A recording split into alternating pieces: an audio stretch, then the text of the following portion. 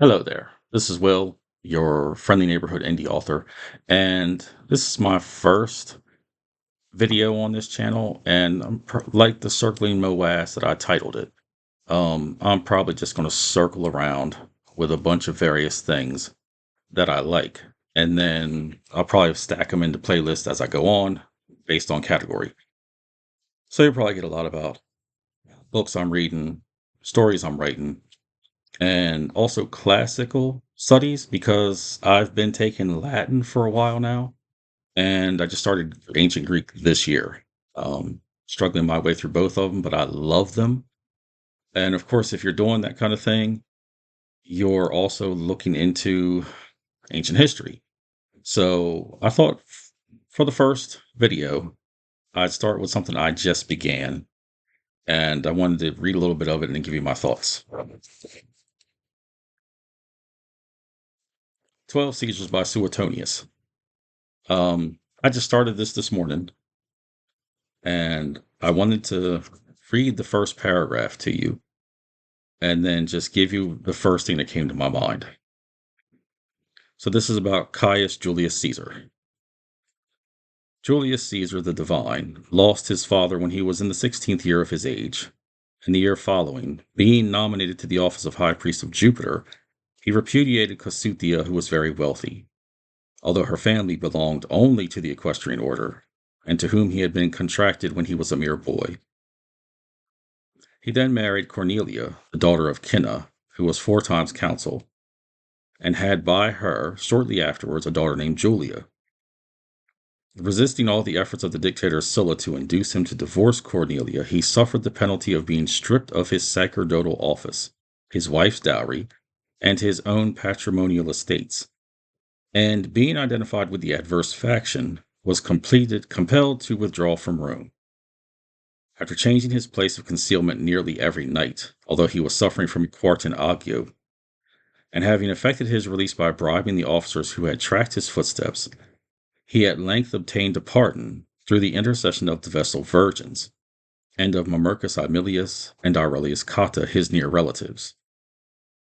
We are assured that when Sulla, having withstood for a while the entreaties of his own best friends, persons of distinguished rank, at last yielded to their importunity, he exclaimed, either by divine impulse or from a shrewd conjecture, "Your suit is granted, and you may take him among you. But know," he added, "that this man, for whose safety you are so extremely anxious, will, some day or other, be the ruin of the party of the nobles, in defense of which you are leagued with me. For in this one Caesar you will find many a Marius." Now, all my life, I've heard all this about Julius Caesar. You've got the Shakespeare play. He came, he saw, he conquered, die is cast. The whole propaganda spiel. I never really cared. It never interested me. Conquerors never did. This is the first paragraph, and this one paragraph did more to make me interested in Caesar than anything in my 50 years of life. So much has happened to this guy just from childhood on. He's got enough drama to fill like a couple seasons of a soap opera just there. And we've only gotten so many sentences in. But I never heard any of this before. So there's so much interesting knowledge and history that's never told because everyone's too busy talking about the common thing or why the common thing is so great. And it's not that it isn't. It's not that those things aren't interesting. It's just I want the full picture. I want the good and the bad. And already I'm sold on what Suetonius is saying. Whether it's true or not, however historical it might be or might not be, he hit me. Just like anybody else who reads a book, this guy sold me immediately. And now I want to know more about Caesar's early life. Um, Even more than I know about the fact he got stabbed in the Senate or any of those other things, or he made a calendar. Um, but those are my basic thoughts to start off with. I just wanted to know, want to let y'all know about that and ask you, like, what do you think? Um, Caesar bore you? When you hear about classics, do you just get bored about the whole thing? Or do you want to know why such a tiny sliver of Roman history is always repeated, but not the bulk of it? I do. Um, those bigger portions are the ones that really intrigue me, especially later Roman history.